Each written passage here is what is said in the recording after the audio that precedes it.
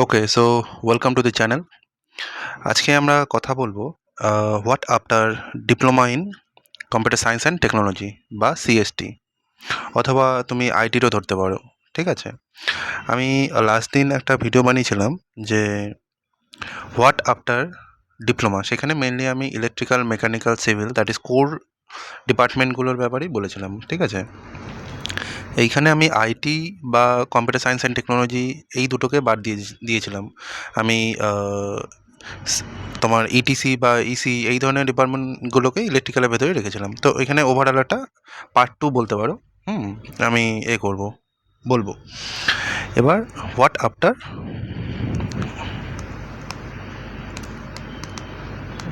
After diploma in CST or IT. এবার এইখানে CST এবং আইটির ক্ষেত্রে কি দেখতে হবে, যেটা কোরের থেকে আলাদা হয়, কোর ডিপার্টমেন্টের থেকে, computer science and technology and IT. এইখানে বেশিরভাগ ক্ষেত্রে আমি তো প্রেফারেন্সে বলবো 80% ক্ষেত্রে কারোর মানে কি বলবো, সেভাবে ইচ্ছেই থাকে না যে গভর্নমেন্ট জবের ক্ষেত্রে। সবারই ইচ্ছে থাকে যে আমার প্রাইভেট জবের ক্ষেত্রে আমি প্রাইভেট জবে যাব। কিন্তু যদি আমি প্রথমে এটার ক্ষেত্রে আমি গভর্নমেন্ট জবের ব্যাপারটা একটু ছোটো আছে, ওর জন্য ছোটোটা আগে বলে দিই। তো যদি গভর্নমেন্ট জবে যেতে চায়, তো সে যদি 10 পাস করে আসে তাহলে 10th লেভেলের জব আছে। যদি 10+2 দ্যাট ইজ 12 করে আসে তাহলে এইচএস লেভেলে যে জবগুলো আছে, যেরকম ধরো এসএসসি এমটিএস বা এসএসসি, কি বলবো, জিডি আছে, সিএইচএসএল আছে, এই ধরনের যে জবগুলো, সেই জবগুলো তোমরা করতে পারো। এবার যদি বলি কম্পিউটার সায়েন্স অ্যান্ড টেকনোলজি এবং আইটি, এখানে কিছু কিছু ক্ষেত্রে এখন দেখা যাচ্ছে যে গভর্নমেন্ট বের করছে। যেরকম রিসেন্টলি একটা পরীক্ষা হবে, দ্যাট ইজ গভর্নমেন্ট আরআরবি, মানে রেলের জুনিয়র ইঞ্জিনিয়ার পরীক্ষাতে। এখানে তোমরা নোটিফিকেশনটা চেক করলে পরে তোমরা দেখতে পারবে যে কম্পিউটার সায়েন্স অ্যান্ড টেকনোলজি কিন্তু এলিজেবল, মানে এই ডিপার্টমেন্টের ছেলেরা। তো এইখানে তোমরা এই গভর্নমেন্ট জবগুলোতে দেখতে পারবে। এবার ডিপ্লোমা ইন সিএসটিতে বা আইটিতে গভর্নমেন্ট জব একটু কম বের হয় আর কি। ঠিক আছে, এবার তার জন্য আমি বলবো যে তোমাদেরকে যদি আরও এক্সট্রা তুমি চাও যে গভর্নমেন্ট জবই করতে হবে, মানে একটা সাপোজ তুমি এখন এলিজিবল ফর এই এরিয়াটার জন্য, ঠিক আছে, যে 10th বা 12th দিয়ে আমি এই এরিয়াটা করতে পারছি। এবার যদি তুমি এরপরে গ্র্যাজুয়েশন অ্যাড করো, তোমার কিন্তু এই যে এক্সট্রা যে জবগুলো, এগুলো কিন্তু তোমার বেড়ে গেল, এই এরিয়ার জবগুলো, যেগুলোর জন্য তুমি এখন এলিজেবল না ডিপ্লোমা দিয়ে। হুম, তো তার জন্য তো আমি তোমাকে প্রেফার করবো যে সর্বপ্রথম তোমাকে দরকার একটা বিটেক। তুমি যদি বিটেক করো তাহলে গভর্নমেন্ট জবের জন্য তুমি এলিজিবল কোনগুলোতে, বিটেক, সিএসসিতে তো তোমার অনেক জব আছেই আর কি। সিএসসি বলছি তার কারণ বিটেকের সময় ওটা কম্পিউটার সায়েন্স অ্যান্ড ইঞ্জিনিয়ারিং হয়ে যায়। ঠিক আছে, এবার সেই বিটেকের পরে করলে পরে তোমার 1 নম্বর এলিজিবল হবে তোমার গ্র্যাজুয়েশন, গ্র্যাজুয়েশনে এলিজিবিলিতে। আরেকটা হচ্ছে তোমার সিএসসি বা আইটির জন্যই তোমার গেট দিয়ে বা তোমার প্রাইভেট যে পিএসইউগুলো আছে, দ্যাট ইজ তোমার যে তোমার ধরো ওএনজিসি আছে, আইওসিএল আছে, এই ধরনের কোম্পানিগুলো মাঝে মাঝে, ইসরো আছে, এরাও রিক্রুটমেন্ট করে। ঠিক আছে, সিএসসি আইটিতে কিন্তু নাম্বার অফ ভ্যাকেন্সি খুবই কম গভর্নমেন্ট জবে। বা এখানে একটা হয় ব্যাংকের, আমার ব্যাংকের স্পেশালিস্ট অফিসার বলে একটা হয় ব্যাংকে। তো সেইখানে এলিজিবিলিটি ক্রাইটেরিয়া কিন্তু শুধুমাত্র BTech in computer science engineering, যদি ব্যাংকের জন্য যেতে চাও, দ্যাট ইজ বলে তোমার আইবিপিএস, এসও। ঠিক আছে, এই জবগুলো আছে। এক সেকেন্ড, হ্যাঁ, তো এই জবগুলো তোমরা করতে পারো।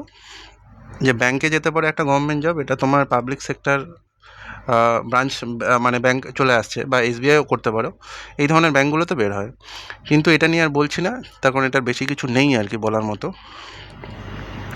এবার যদি বলি প্রাইভেটের ক্ষেত্রে কী আছে, প্রাইভেটের ক্ষেত্রে কিন্তু তুমি যদি কলকাতা বা এই সমস্ত সাইডের যে জবের এগুলো আছে আর কি, মানে কোম্পানিগুলো রয়েছে, তুমি কিন্তু এমএনসির জন্যে মানে খুব একটা ভ্যাকেন্সি বের হয় না। যদি সত্যি কথা বলি, যে ডেভেলপমেন্টের রিলেটেড যদি জব হয়, যে আমি চাই যে আমি ওয়েব ডেভেলপার হব, অ্যাপ ডেভেলপার হব, বা এখন বা কিছু টুল বেসড অ্যাপ্লিকেশন রয়েছে, যেরকম স্যাপ রয়েছে বা সিআরএম রয়েছে, এই ধরনের যে টুলগুলো, সফটওয়্যারগুলো, সেগুলোর জন্য কিন্তু আমার এমএনসিতে রিক্রুটমেন্ট একটু কম হয় ডিপ্লোমাতে।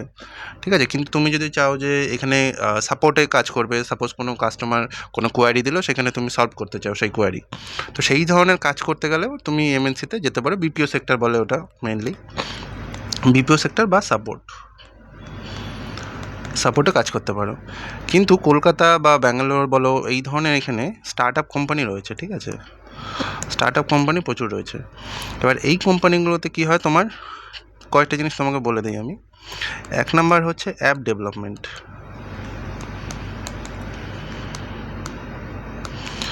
তারপরে রয়েছে তোমার ওয়েব ডেভেলপমেন্ট। এই জিনিসগুলো তুমি শিখতে পারো ডিপ্লোমার সময়, ঠিক আছে। এবার অ্যাপের ক্ষেত্রেও দু রকমের অ্যাপ হয়। ধরো একটা আমরা জানি যে iOS দিয়ে তৈরি হয়, আর একটা জানি আমরা অ্যান্ড্রয়েডে তৈরি হয়। এগুলো হচ্ছে নেটিভ অ্যাপ্লিকেশান, যে অ্যান্ড্রয়েড অ্যাপ, সাপোজ যে কোনো কিছু হতে পারে, সেই ক্যালকুলেটার অ্যাপ, সেটা আমার অ্যান্ড্রয়েডের জন্য অ্যান্ড্রয়েড অ্যাপ, iOS বা আইফোনদের জন্য তোমার iOS অ্যাপ হয়। এবার এই দুটো সাপোজ অ্যাপ iOS ডেভেলপ করো বা অ্যান্ড্রয়েড অ্যাপ ডেভেলপ করো, দুটো তো আলাদা আলাদা ডেভেলপ করবো। সেটা যাতে না করতে হয় তার জন্য আমার মানে দুটো যাতে প্ল্যাটফর্মের জন্য একবারে একটা কোড লিখে করতে পারি, তার জন্য কিছু জিনিস আছে। ফর এক্সাম্পল আমি জাস্ট এখানে একটাই লিখছি, পরে আমি পরের ভিডিওতে আরও বলবো। সেটা হচ্ছে রিয়্যাক্ট নেটিভ বলে একটা জিনিস হয়। এই জিনিসটা যদি তোমরা শিখতে পারো,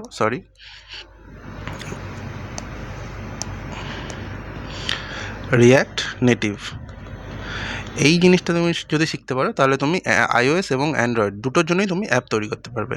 আমি পরবর্তীকালে এটার উপরে কোর্স বা তোমার প্লে লিস্ট ফ্রিতেই সব হবে, নিয়ে আসবো আর কি, ঠিক আছে। এবার অ্যাপ ডেভেলপমেন্ট চলে গেলো। এবার ওয়েব ডেভেলপমেন্ট তুমি যদি শিখতে চাও, তোমার এখানে লাগবে HTML। এটা হচ্ছে তোমার মেইন স্ট্রাকচারটা ওয়েব পেজের বানায়। এবার ওয়েব ডেভেলপমেন্ট বা অ্যাপ ডেভেলপমেন্টের মধ্যে আমি এখানেই দুটো জিনিস একটা ব্রিফ মানে তোমাকে বলে দিচ্ছি আর কি। সেটা হচ্ছে মেইনলি দুটো জিনিস হয়, একটা হচ্ছে ক্লায়েন্ট সাইড, আর এটা হচ্ছে সার্ভার সাইড। সার্ভার সাইড বলতে আমার ব্যাক এন্ড, মানে যেই জিনিসটা আমার দেখতে পারছি না, ঠিক আছে। ধরো তুমি আমার ভিডিওটা দেখছো, এটা ইউটিউবে দেখছো, তো এটা হচ্ছে তুমি ক্লায়েন্ট সাইডে দেখছো, তোমার অ্যাপে বা কোনো ব্রাউজারে দেখছো, সেটা হচ্ছে ক্লায়েন্ট সাইড। তুমি হচ্ছে ক্লায়েন্ট মানে কাস্টমার, ইউটিউবের কাস্টমার, তো তুমি ক্লায়েন্ট সাইড দেখতে পাচ্ছ, এটা হচ্ছে সার্ভার সাইড। এবার যখন আমরা শুনি প্রোগ্রামিং ল্যাঙ্গুয়েজ, তো প্রোগ্রামিং ল্যাঙ্গুয়েজের আগে কিছু জিনিস বোঝা দরকার, যে আমি সাপোজ আমি ওয়েব ডেভেলপমেন্টের ক্ষেত্রে কথা বলছি আমি। তো ক্লায়েন্ট সাইড হলে আমার মানে ব্রাউজারে তুমি যখন খুলছো জিনিসটা, ওখানে দুটো জিনিস হয়, একটা হচ্ছে HTML আর একটা হচ্ছে CSS। HTML মানে হচ্ছে যেই জিনিসটা আমাকে structure of web page, structure of web page হচ্ছে আমার HTML। মানে যেরকম ধরো আমাদের যে স্ট্রাকচার হয় বডিতে বা কোনো গাড়িতে, মানে ধরো লোহার যে পার্টটা, সেটা হচ্ছে আমার স্ট্রাকচার। এবার CSS বলতে বুঝি আমরা ক্যাসকেডিং স্টাইল শিট, আর HTML হচ্ছে হাইপারটেক্সট মার্কআপ ল্যাঙ্গুয়েজ। CSS বলতে আমার এখানে শুধুমাত্র ডিজাইন পার্টটা আসবে, যে রং কী হবে, লাল রঙের হবে, কত পিক্সেল বর্ডার হবে, বা তোমার শ্যাডো আসবে কি আসবে না, বা তোমার কোনো বর্ডার রেডিয়াস আসবে নাকি, ইমেজ ভিডিও, এই জিনিসগুলো হচ্ছে কোথায় কোন জিনিসটা হবে সেই জিনিসটা হচ্ছে, বা মোবাইলে কীরকম দেখতে হবে। কোনো ব্রাউজারই কোনো একটা ওয়েবসাইট তুমি যদি মোবাইলে খোলো, যদি সেটা মোবাইল রেসপন্সিভ ওয়েবসাইট হয়ে থাকে, তুমি ইউটিউব বলো, ফেসবুক বলো, এগুলো সব রেসপন্সিভ ওয়েবসাইট, ঠিক আছে। এগুলো মোবাইলে খুললে এক ধরনের দেখতে আসে, ধরো মোবাইলটা এরকম হয় দেখতে, এরকম লম্বা টাইপের, পোর্ট্রেট হলে বা ল্যান্ডস্কেপও করতে পারো, এটা এরকম দেখতে হবে। এবার যদি ট্যাবলেট বলো, সেটা এরকম দেখতে হয়, বা যদি ডেস্কটপ বলো, সেটা মানে সবগুলো ডিভাইসের কী হয়, রেজলিউশন আলাদা হয়, মানে কত বাই কত ইঞ্চি, এত ইঞ্চি বাই এত ইঞ্চি, এই জিনিসগুলো ডিফারেন্ট হয়। তো সেই ডিজাইনটাকে করার জন্য তোমার দরকার CSS।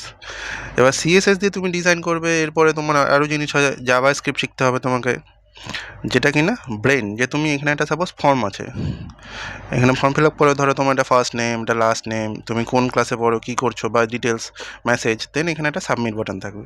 সাবমিট বাটন টিপলে কী হবে, এইখান থেকে ডেটাটা আমার ব্যাক এন্ডে গিয়ে তোমার সেভ হয়ে যাবে। ধরো আমার একটা ওয়েবসাইট আছে, ওয়েবসাইটে আমার একটা আছে, একটা ফর্ম আছে, যে তোমার নাম বলো, ডিটেলস বলো, তাহলে তোমাকে আমি এটা কিছু নোট শেয়ার করবো, তাহলে তুমি তোমার নাম দিলে সাবমিট বাটনে যখনই ক্লিক করলে এটা চলে আসলো তোমার ব্যাক এন্ডে সার্ভার সাইডে।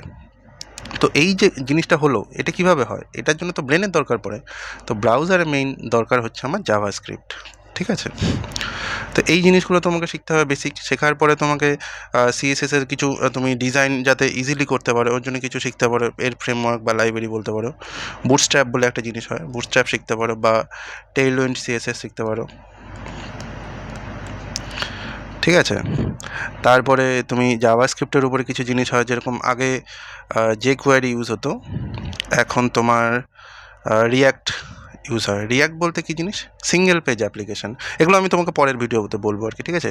এই কটা জিনিস যদি তুমি করতে চাও তাহলে ফ্রন্ট এন্ড আর ব্যাক এন্ডের জন্য আমি নেক্সট ভিডিও নিয়ে আসবো, যে কীভাবে ব্যাক এন্ড তুমি সিএসসি স্পেশালি আর কি, সিএসসি স্টুডেন্টদের জন্য বা আইটি স্টুডেন্টদের জন্য, সিএসটির জন্য আর কি বলবো এগুলো, ঠিক আছে। তো এই জিনিসগুলো করে অ্যাপ ডেভেলপমেন্ট বলছি, ওয়েব ডেভেলপমেন্ট বলছি, তার সাথে তোমার কিছু টুল বেসড জিনিস হয়। এই বলছি তোমাকে, দাঁড়াও। টুল শিখতে হবে তোমাকে। কীরকম টুল হয়? যেরকম ধরো কাস্টমার রিলেশনশিপ ম্যানেজমেন্ট, একটা পোর্টাল কিছু। ধরো তুমি কোনো মলে গেলে, সেখানে একটা সিঙ্গেল পোর্টাল দিয়ে পুরো জিনিসটা চলছে। আমার কতগুলো মাল আছে বা কতগুলো মাল বেরোচ্ছে, প্রোডাক্ট বেরোচ্ছে, এন্ট্রি হচ্ছে, বেরোচ্ছে, এন্ট্রি হচ্ছে, বিলিং হচ্ছে, এবং কাস্টমারের সমস্ত ইনফরমেশন, সেই সমস্ত জিনিসগুলো সিআরএম বলে, সেই সমস্ত জিনিসগুলোকে। তো সিআরএম বলতে পারো, সেখানে তোমার একটা জিনিস হয় এসএপি, স্যাপ, এটা শিখতে পারো। বা তুমি আরও জিনিস হয় যে সিআরএম, স্যাপ বললাম, বা আরও স্পেশাল কিছু, মানে তোমার মানে কোম্পানির, প্রতিটা কোম্পানি নিজের জন্য একটা সফটওয়্যার তৈরি করে, ঠিক আছে, নিজেদের। সেটা কাস্টম ফিচার থাকতে পারে। কথার কথা বলছি আমি, যে তুমি কোনো যে কোনো ধরনের অ্যাপ হতে পারে সেটা। ধরো একটা কমপ্লেক্স কিছু আছে, যে তুমি একটা কিছু বানিয়েছো, যে তোমার একটা কোম্পানি কালকে খুলেছো, সেখানে তুমি বানিয়েছো যে রিমোট দিয়ে তুমি পুরো বাড়ির তোমার সব কিছু কন্ট্রোল করতে পারো। তো তার জন্য তো কিছু স্পেসিফিক তোমার লজিক আছে, তো সেই লজিকের মতো প্রতিটা কোম্পানিতে রয়েছে। তো সেই সমস্ত সফটওয়্যার হয়। তারপরে তোমার এখানে পিএমএস বলতে পারো, পিএমএস তৈরি করতে পারে। এগুলো সব টুল আর কি। তো এই ধরনের টুলগুলো যদি তুমি শেখো, বা সেলস ফোর্স হতে পারে, এই ধরনের যে টুলগুলো, এগুলো শেখো, তাহলে পরেও তুমি তাড়াতাড়ি জব পেয়ে যেতে পারো প্রাইভেট কোম্পানিগুলোতে, ঠিক আছে। এবার ডিপ্লোমা বললাম, তুমি তো ডিপ্লোমা করেছো, এই ধরনের টুলে তুমি গেলে পরে জব পেয়ে যাবে। তাহলে স্যালারি কত হবে? আর গভর্নমেন্টের ক্ষেত্রে তোমাকে বলে দিই, গভর্নমেন্টের ক্ষেত্রে ওই স্যালারি ওই একই থাকে, অ্যাপ্রক্সিমেটলি 50 to 60, 70 এই ধরনেরই স্টার্টিং স্যালারি হয়, ঠিক আছে। এই 60K মান্থলি বলছি আমি আর কি, গভর্নমেন্ট যেরকম হয় আর কি, গ্র্যাজুয়েশন লেভেলে।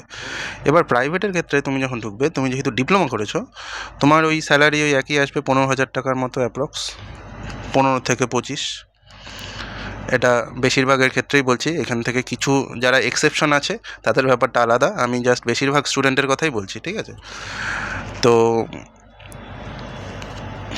আমার অলরেডি ডিপ্লোমা, আমি যদি আমার নিজের কথা বলি, আমি ডিপ্লোমা করেছি, দেন বিটেক করেছি। এবার ডিপ্লোমা করানো আমার 10 বছরের মতো হয়ে গেল আর কি, ঠিক আছে। তো এগুলো আমি মানে খুব এইভাবে বলতে পারি আর কি। এবার এইখান থেকে তুমি যত কাজ করবে তোমার হবে এক্সপিরিয়েন্স, আর এক্সপিরিয়েন্স যদি হয়ে যায়, তোমার আস্তে আস্তে কী হবে, স্যালারিটা ইনক্রিমেন্ট হবে। এইবার তুমি ধরো এইখানে কীরকম হয়, যে তুমি জুনিয়র ডেভেলপার হিসেবে ঢুকলে, জুনিয়র ডেভেলপার হিসেবে ঢুকলে, তারপরে তুমি ডেভেলপার হলে, তারপরে সিনিয়র ডেভেলপার হলে, তারপরে টেকনিক্যাল লিড হলে, তারপরে তুমি ম্যানেজার হলে, এবার তারপরে প্রজেক্ট ম্যানেজার, প্রোডাক্ট ম্যানেজার, এইভাবে তোমার জিনিসটা, কেরিয়ারটা, মানে এইরকম জিনিসটা, পিরামিডটা হয়, প্রাইভেটে গ্রো করে, ঠিক আছে। খুব মানে কঠিনও বলবো না, তবে হ্যাঁ, যদি কেউ লেগে থাকে তাহলে হয়ে যাবে। আর এই হচ্ছে বেসিক্যালি তোমার, যদি সিএসসি আইটিতে হয়, এই জিনিসগুলোতে তুমি যেতে পারো। বা অ্যালং উইথ দ্যাট একটা জিনিস আমি মিস করে যাচ্ছি, সেটা হচ্ছে টেলিকম সেক্টরে তুমি যেতে পারো। এখানে তোমার মেইনলি দেখবে যারা ইআই বা তোমার ইটিসি ডিপার্টমেন্ট, ওদের এটা বেসিক্যালি মেইন ডোমেইন। বাট হ্যাঁ, তুমি যদি চাও তুমি ওখানে সুইচ করতে পারবে। যেরকম সিএসসিতে তোমার ইটিসি ইআই অনেকেই কাজ করতে পারে, ওরকম ওটা ইন্টারচেঞ্জেবল, ঠিক আছে। যে তুমি ওদের ওখানে যেতে পারো, ওরাও তোমার এখানে যেতে পারো। বাট মেইন যেটা দরকার সেটা হচ্ছে, বড় বড় করে লিখছি, স্কিল যদি তোমার মধ্যে থাকে, তোমার কোনো জব পেতে অসুবিধা হবে না। এরপরে যদি তুমি বিটেক করো, তাহলে বিটেকের পরে অন্যরকম রোডম্যাপ আছে, সেটাও আমি নিয়ে আসবো পরে। তুমি আর যদি অন্য কিছু জানার থাকে তোমাদের, তুমি বলতে পারো। এই কোশ্চেনটি তোমার আগের ভিডিওতে একটি ভাই করেছে আর কি, ওটা দেখেই আমি করলাম। তো ঠিক আছে, ভালো লাগলে বলো, আর সাবস্ক্রাইব করে দিও অবভিয়াসলি। Thank you.